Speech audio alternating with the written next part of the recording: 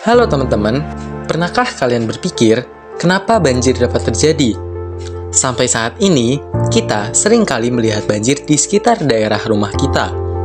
Tak hanya terjadi di sekitar daerah rumah kita saja, banjir juga ada di negara-negara lain loh.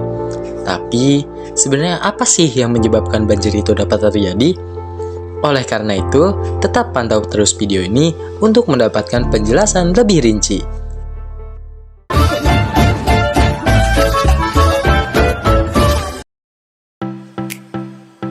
Oke, halo teman-teman, kembali lagi bersama aku Cesta Hafidrizkulo yang akan memandu kalian dalam penjelasan video hari ini.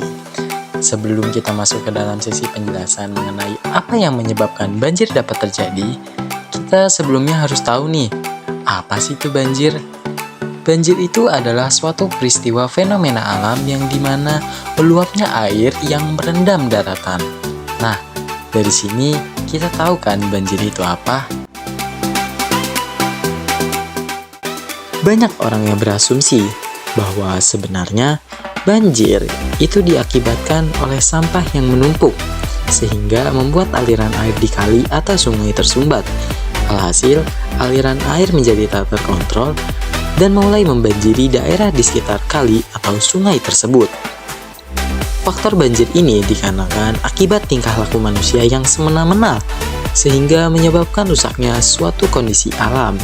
Beberapa contoh yang menyebabkan banjir dapat terjadi akibat ulah manusia adalah: yang pertama, membuang sampah sembarangan. Sampah yang dibuang sungai atau selokan bisa menyebabkan aliran air sehingga air meluap ke daratan saat hujan turun. Lalu yang kedua, penebangan hutan liar. Hutan ini bertujuan menyerap air hujan. Kalau pohon-pohon ditebang sembarangan tanpa adanya reboisasi, maka air hujan tidak terserap dengan baik dan langsung mengalir deras ke sungai atau permukiman. Lalu yang ketiga dan yang terakhir, tidak menjaga saluran air. Saluran air yang dibiarkan kotor, dangkal, atau rusak, itu akan mengakibatkan aliran air akan mengambat saat hujan, yang kemudian menyebabkan banjir. Dari penjelasan tadi, apakah benar banjir itu disebabkan karena ulah manusia? Apakah ada hal lain yang menyebabkan banjir itu terjadi? Oleh karena itu, mari kita ambil contoh banjir yang terjadi di Kabupaten Bekasi. Nah, baru-baru ini pada tanggal 21 Februari 2025, Kota Bekasi mengalami banjir dengan ketinggian air mencapai 40-150 cm. Nah, Kabupaten Bekasi menyatakan banjir besar ini telah melanda 17 kecamatan dan 40 desa. Kepala Pelaksana BPBD Kabupaten Bekasi, Bapak Henry Likon, mengatakan banjir di Kabupaten Bekasi terjadi akibat intensitas hujan yang tinggi dan meluapnya beberapa aliran sungai. Berarti banjir nggak hanya disebabkan oleh tingkah manusia aja dong? Ya, benar banget. Banjir nggak hanya disebabkan oleh tingkah laku manusia aja, tapi alam itu sendiri juga dapat menyebabkan banjir. Terkadang curah hujan dan kondisi alam dapat mempengaruhi suatu banjir. Oleh karena itu, aku bakal kasih beberapa contoh penyebab banjir yang disebabkan oleh alam itu sendiri. Baiklah, kita masuk ke faktor yang pertama. Banjir yang disebabkan karena luapan air di sungai. Pada saat sungai dihujani air tanpa henti, aliran air yang ada di sungai akan meluap. Hal itu juga diperburuk dengan adanya kiriman air dari aliran sungai lain, yang menyebabkan suatu aliran di sungai tersebut menjadi meluap dan menyebabkan banjir di sekitar daerah sungai tersebut.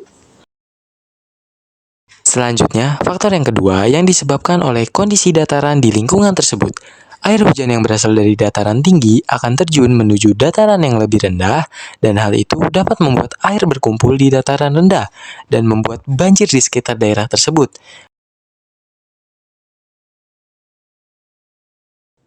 Nah, jadi dari sini kita bisa tahu penyebab banjir itu nggak hanya disebabkan oleh ulah manusia aja, tetapi alam juga dapat menjadi penyebab dalam terjadinya suatu banjir. Terus ada tips dan triksnya nggak sih Kak buat menanggulangi banjir itu sendiri? Nah, tentu ada dong teman-teman. Aku bakal kasih tahu beberapa cara menanggulangi banjir dengan efektif. Sebelum banjir terjadi, alangkah baiknya kalian memastikan saluran drainase bersih dari sampah dan material lainnya yang dapat menghambat aliran air. Lalu selanjutnya kalian bisa membangun infrastruktur yang dapat menampung dan mengalirkan air hujan dengan efektif, seperti saluran drainase yang baik dan tanggul. Lalu kita juga bisa melakukan pengawasan lingkungan untuk mencegah penggundulan hutan dan perubahan tata guna lahan yang dapat meningkatkan risiko banjir. Lalu saat banjir terjadi, ada beberapa cara yang bisa kalian lakukan untuk menyelamatkan diri. Yang pertama adalah evakuasi. Saat banjir sudah terlihat memiliki tanda-tanda hampir menyentuh dengan lutut kaki kalian, alangkah baiknya kalian segera mencari tempat evakuasi yang lebih aman dan jauh dari tempat rawan banjir tersebut. Lalu kalian juga bisa melakukan pengalihan arus untuk mengurangi dampak banjir. Dan juga kalian bisa melakukan pemberian bantuan kepada warga-warga yang terkena dampak banjir. Lalu setelah banjir terjadi, kita bisa melakukan beberapa cara untuk mengurangi dampak yang terjadi akibat banjir itu sendiri. Yang pertama, kita bisa melakukan pembersihan. Lakukan pembersihan daerah yang terkena banjir untuk mencegah penyebaran penyakit. Lalu yang kedua, kita bisa melakukan rehabilitasi. Lakukan rehabilitasi infrastruktur yang rusak akibat banjir itu. Lalu yang ketiga, kita bisa melakukan pengawasan secara ketat. Tujuannya agar mencegah terjadinya banjir susulan dan kita lebih waspada dan lebih terinformasi agar kita bisa melakukan evakuasi lebih dahulu. Baiklah, dari sini kalian tahu kan harus ngapain aja ketika banjir itu terjadi? Terima kasih banyak buat teman-teman yang udah nonton dan memperhatikan sampai habis. Kurang lebihnya mohon maaf. Kami dari kelompok 3 izin pamit undur diri. Wassalamualaikum warahmatullahi wabarakatuh.